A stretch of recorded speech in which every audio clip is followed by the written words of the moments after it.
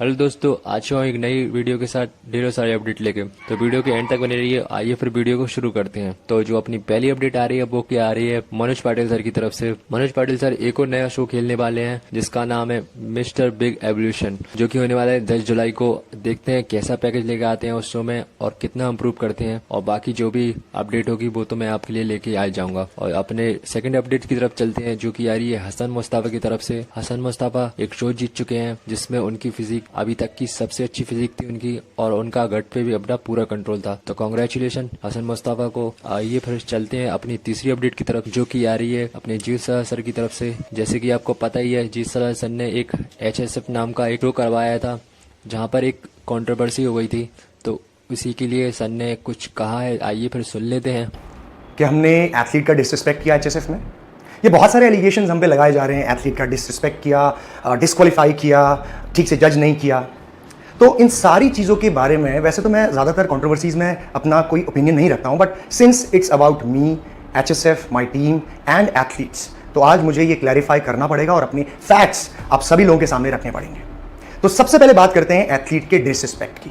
बहुत सारे वीडियोस आप देख रहे हो इंटरनेट पे ना कि वो एथलीट को डिसरिस्पेक्ट किया जा रहा है या उसको फोर्सफुली ले जाया जा रहा है कहीं।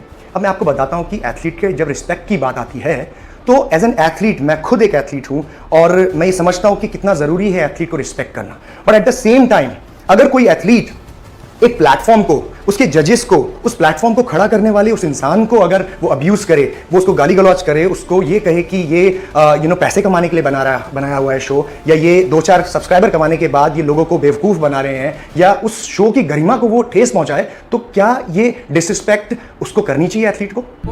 ये नेचुरल शो है ही नहीं, गारंटी देता हूँ, लिख के देता हूँ, ये नेचुरल शो है ही नहीं। चाहे कुछ भी करो, ये नेचुरल एथलीट का बस बहाना है कि नेचुरल एथलीट को इतना मिलेगा, ये बस पैसा जेब भरना है। मैं लिख के देता हूँ ये, और जिसको दिया ना, जजिंग किया ना, वो बंदे की बैग तक खुल नहीं है, क्या देखते क्या मालूम। यही सोच रहे ना अभी तक घंटा कुछ नहीं होता नेचुरल में। इतना बड़ी बातें हो जाते हैं और सबको गलत फहमी में डाल देते हैं। ये लोग अपने बंदे को घुसाएंगे, अपने बंदे को जिताएंगे, सब अपना ये होता है।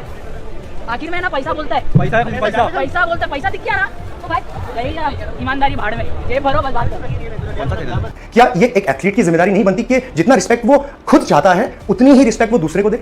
एक एथलीट सबसे पहले एक अच्छा इंसान होना चाहिए, उसके बाद एक एथलीट होता है। एथलीट होने का मतलब ये नहीं है कि आप बहुत बुरे इंसान हो लेकिन एथलीट बन गए तो आपके सारे पाप धुल गए। अगर आप गलती करते हो तो आप एक इंसान के तौर पे गलती करते हो, उसके बाद एक एथलीट हो। अब रही बात हमारे प्लेटफॉर्म की, इस प्लेटफॉर्म ने इतने सारे नेचुरल एथलीट्स को जो इंडिया के अलग अलग शहरों से आए उनको एक प्लेटफॉर्म दिया जो कभी भी नहीं था। इस प्लेटफॉर्म को जिसकी सबसे ज्यादा जरूरत थी आप सभी लोगों को, उस प्लेटफॉर्म को आप लोगों ने जब डिसरिस्पेक्ट किया, किसी ने डिसरिस्पेक्ट किया, तो कभी सोचा आपने कि क्या आपको दूसरा पहलू भी जानने की जरूरत थी? आपने सिर्फ उस एथलीट के एक छोटे से वीडियो को देख के आप एक कंक्लूड कर दिया आपने कि ओके एथलीट की डिसरिस्पेक्ट हुई। क्या आपने ये नहीं देखा कि उस एथलीट ने, वहां आए हुए जजेस, वहां आए हुए और दूसरे एथलीट्स, वहां आई हुई ऑडियंस, उसके साथ साथ इस शो को बनाने वाले इंसान की कितनी डिसरिस्पेक्ट करी?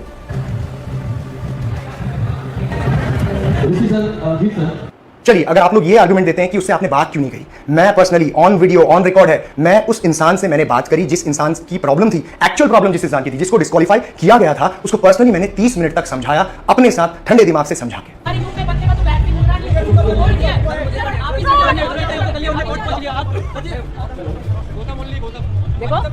जब मैंने उसको समझाया कि आपको डिस्क्वालीफाई क्यों किया गया है, किस रीजन की वजह से, तब उसको ये समझ में आया कि नहीं, कहीं ना कहीं गलती मेरी है। और डिस्क्वालिफिकेशन का जो सही मैटर था वो ये था कि वो एथलीट ने अपना सैंपल ही कलेक्ट नहीं करवाया।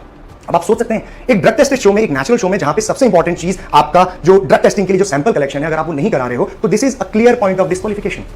मतलब सारे एथलीट्स ऑन वीडियो ब्लॉग कर रहे हैं, रिकॉर्ड कर रहे हैं कि अभी मेरा रजिस्ट्रेशन हुआ, अभी मेरा हाइट, वेट सब कुछ चेक हुआ, उसके बाद मेरा ब्लड सैंपल कलेक्ट किया गया है। क्या इस एथलीट को एक बार भी ये रियलाइज नहीं हुआ कि मेरा सैंपल क्यों नहीं कलेक्ट किया गया?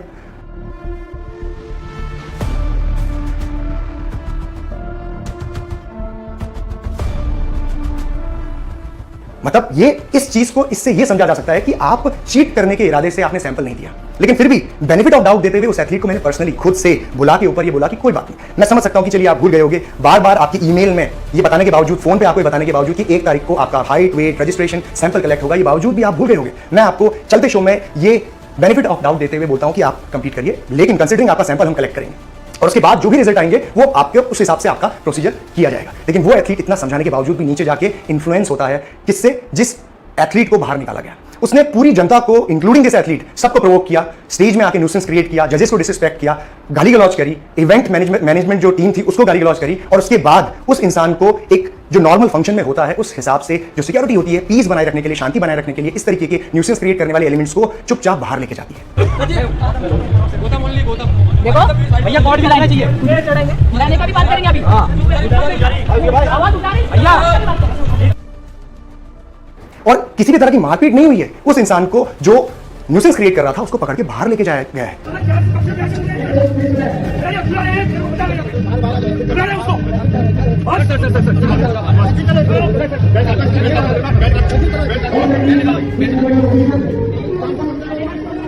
और जब किसी इंसान को बाहर लेके जाया जाता है फोर्सफुली, तो ध्यान दीजिए, ऐसे कोई भी नहीं मानता कि मैं बाहर चले जाऊंगा, ओके चलिए चलिए, उसको थोड़ा सा फोर्सफुली बाहर लेके जाना पड़ता है। और जब ऐसा होता है तो इसका कतई मतलब नहीं है कि उसको मारा या पीटा गया है। वो इंसान बाहर जाके फ्रेश दूसरे वीडियो में कुछ बोल रहा है जो बिल्कुल ही अलग बात, यानी कि उसको मारा या पीटा, ऐसा बिल्कुल भी नहीं हुआ है पूरे शो में। अब बढ़ते हैं फिर चौथे अपडेट की तरफ, जहां पर सिद्धार्थ सर ने एथलीट्स को एक टिप दी है, तो आइए फिर उससे भी सुन लेते हैं।